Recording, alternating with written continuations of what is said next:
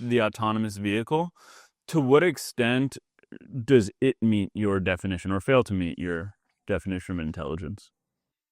Yeah, I was thinking about that. So I think the autonomous vehicle displays no independent intelligence at all. The intelligence of the autonomous vehicle is merely comes from the human. I'm just going to try and think of a mechanical version, right? Like there are mechanical objects that we humans produce that will, respond to different stimuli, and then given the different stimuli, they'll do a different thing. Are they intelligent, or are they just mechanical automaton where suddenly the temperature's hot, so you can go left, or the temperature's cold and you go right?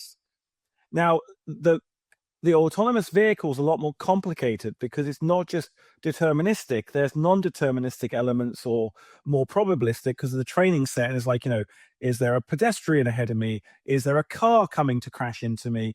But ultimately the agency, the intent comes from the human. Now, what we should do when we think about the autonomous vehicle is there's lots of intents here.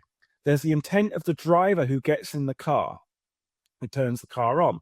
There's the intent of the software developer who builds the software package. There's an intent of the designer who built the car chassis. All these intentions are trapped in this object, but we should not label the fact the car looks like it has intention with the fact the human beings that built it did. Because if without the human beings and everything else, there would have been no autonomous car. And then the car doesn't do anything that really merits for me going, that's really intelligent. It's doing something absolutely unexpected and solving a brand new problem. Because in an autonomous car, using artificial intelligence, which I would just call autonomous informatics, because what the car is doing is autonomously integrating the sensors, deciding how to get you from A to B in the safest way according to certain policies that have been developed in conjunction with the manufacturer and the regulator and the customer.